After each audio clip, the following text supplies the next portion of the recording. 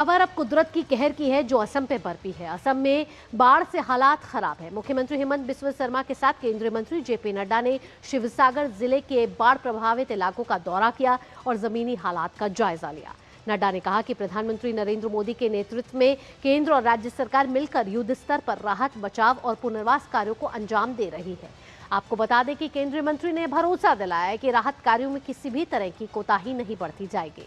केंद्र सरकार की टीमें नुकसान का विस्तृत आकलन कर रही है ताकि राज्य को जल्द से जल्द पूरी आर्थिक मदद पहुंचाई जा सके और जनजीवन को पटरी पर लाया जा सके।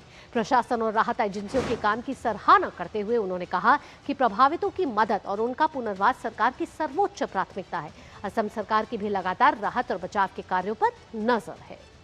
तो यहाँ असम में मूसलाधार बारिश का दौर लगातार जारी है। केंद्रीय मंत्री जेपी नड्डा कल वहां पहुंचे और वहां पर मुख्यमंत्री हेमंत बिस्वा शर्मा के साथ जो बाढ़ प्रभावित जिले हैं, खासकर जो शिवसागर है जो सबसे ज़्यादा प्रभावित हुआ है, वहां वो पहुंचे और हर संभव सहायता की यहाँ बात की ही गई है। केंद्र सरकार के तमाम इन बाढ़ प्रभावित जिलों पर नज़र है। आपको बता दें कि असम में इस बार जो बाढ़ का कहर देखने को मिला है उससे काफ़ी जान माल का नुकसान हुआ है।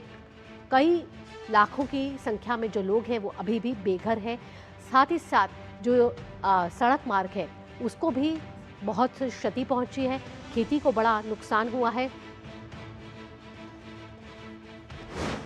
आइए अब आपको बताते हैं कि असम में वो कौन से 14 जिले हैं जो सबसे ज़्यादा बाढ़ से प्रभावित हुए हैं।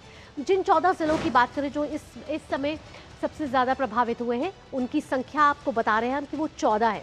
चलिए वो कौन कौन से जिले हैं वो आपको बताते हैं जो असम में सबसे ज़्यादा प्रभावित हुए हैं। देखिए ग्राफिक्स के जरिए आप देख रहे हैं कि बिस्वनाथ जो है वो बहुत ज़्यादा इस बार प्रभावित हुआ है। असम का एक ज़िला चराईदेव में भी बाढ़ का कहर देखने को मिला है।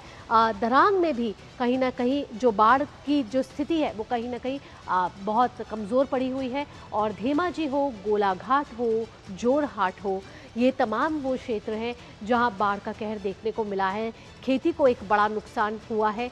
जो कई लोग जो हैं अभी भी अपने घरों से दूर हैं, राहत शिविरों में रहने के लिए मजबूर है।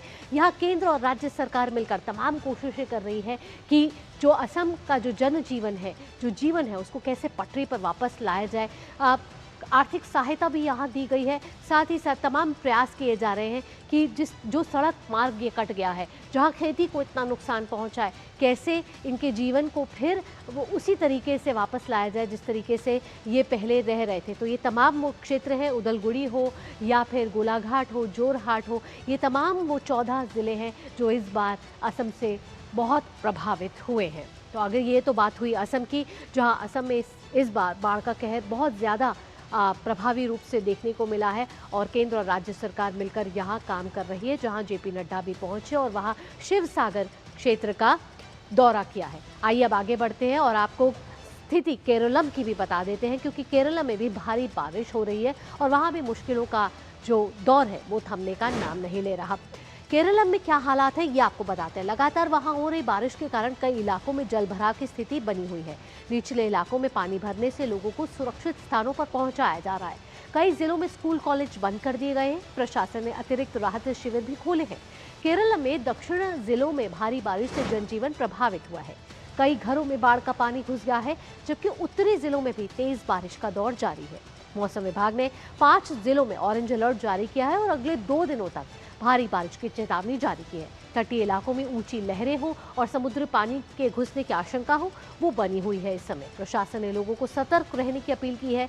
पहाड़ी इलाकों की बात करें तो वहां भूस्खलन और अचानक बाढ़ की आशंका को देखते हुए निगरानी बढ़ा दी गई है। तो केरल में भारी बारिश का दौर जारी है, वहां खराब मौसम देखने को मिल रहा है। अगले 2 दिन भी केरल के लिए मुश्किल रह सकते हैं। 5 ऐसे जिले हैं जहाँ ऑरेंज अलर्ट जारी किया गया है। तस्वीरों के जरिए आप देख रहे हैं कि केरल में भारी बारिश हो रही है। कई जिले आज ऑरेंज अलर्ट मोड पे रखे गए हैं। साथ ही मवेशियों को भी ये सलाह दी गई है कि वो समुद्र से दूर रहें।